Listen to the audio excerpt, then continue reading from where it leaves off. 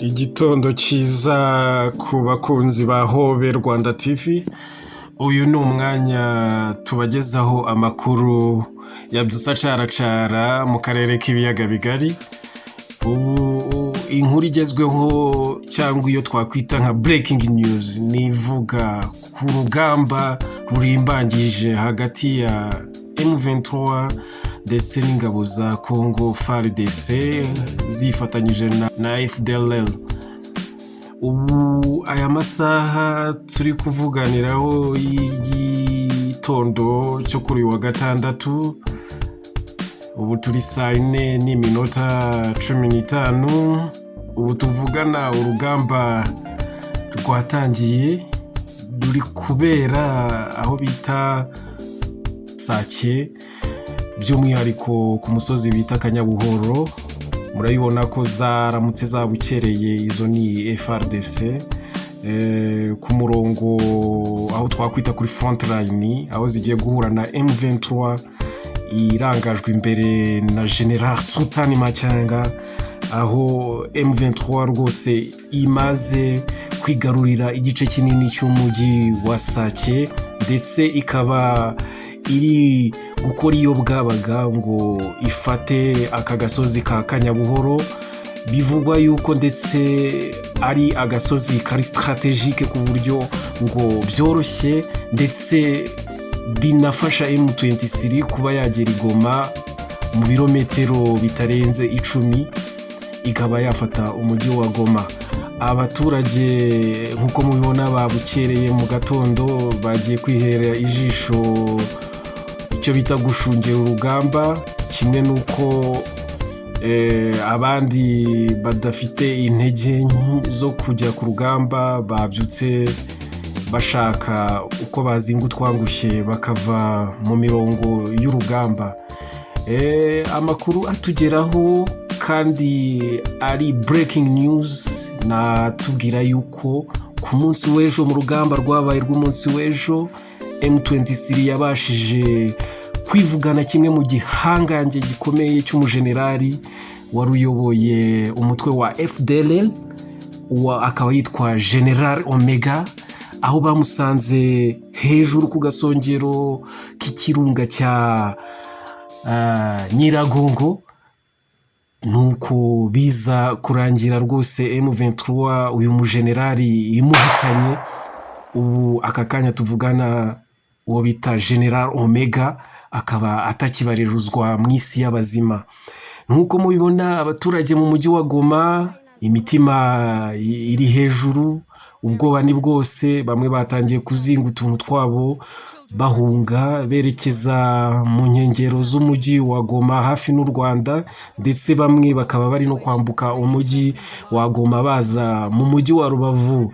Uyu mubyeyi mubona ari kuvuga yuko afite agahinda kenshi ndetse n'ubwoba, yaba mu baturanyi ndetse no mu baturage bose ba Goma, kubera urugamba rurimbanyije hagati ya M23 ndetse na FARDC ifatanyije na FDLR muri aka gace nakomeje mbabwira kuri uyu musozi wa Kanyabuhoro.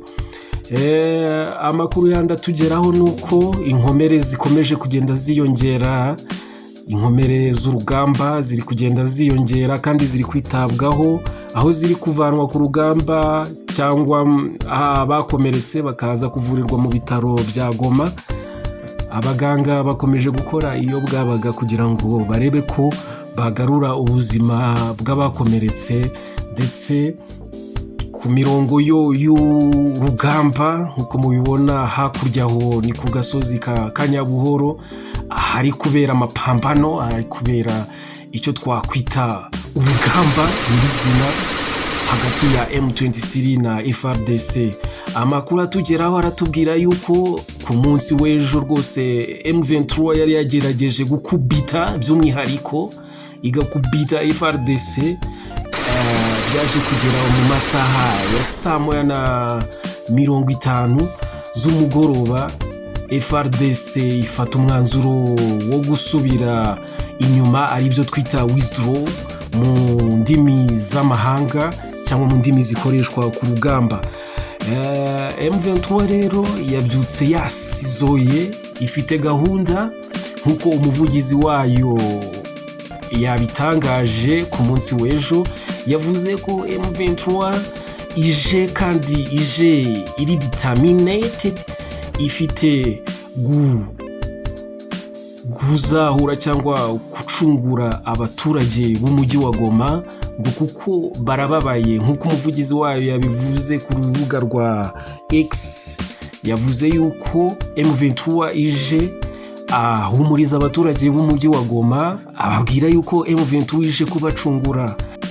Umujyi wa Goma wo ibintu byaramutse bifunze, ibiro by'amashuri birafunze, nta mwana wabashije kujya kwiga uyu munsi.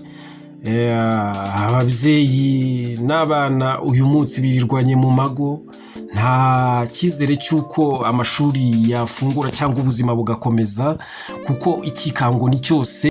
Abaturage baho ndetse na FRDC barikanga ikintu runaka cyaturika kivuye ku ruhande rwa M23, ndetse bakaba bahamya yuko ari ukuryamira amajanja. Inzego zose bireba zabyutse ziburira abaturage, rinda guhurira ahantu hamwe, kuko isaha n'isaha hari ikintu gishobora kuba cyavuka kandi gikomeye muri uyu mujyi wa Goma.